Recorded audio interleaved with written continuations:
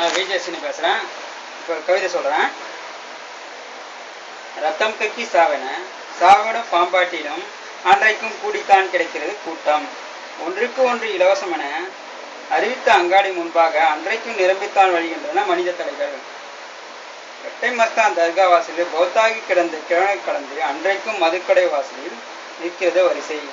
ஒருவனின் காதலி வேறொருவனின் தோளில் சாய்ந்து கிடந்த அன்றைக்கும் பூச்சிவரைத்தான் செய்கின்றன கொன்றை மரங்கள்.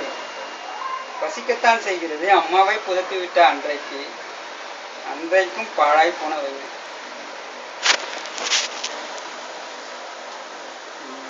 நாய்பொம்மை. இது இன்னொரு கவிதை. சாம்பல் நேரத்தில் குட்டையான வாளோடு மினுங்கு கண்களுடன் கடைவீதியில் வாங்கிய நாய்பொம்மையின் கழுத்தை இருக்க பிடித்தும் கடித்தும் வாளை பிடித்து தூக்கி எறிந்து குழந்தை விளையாடியதைக் கண்டு பதறி கயிற்றை அரித்து தலை தெறிக்க ஓடிய நாய். என் வீட்டு நாய் இன்னும் வீடு திரும்பவில்லை.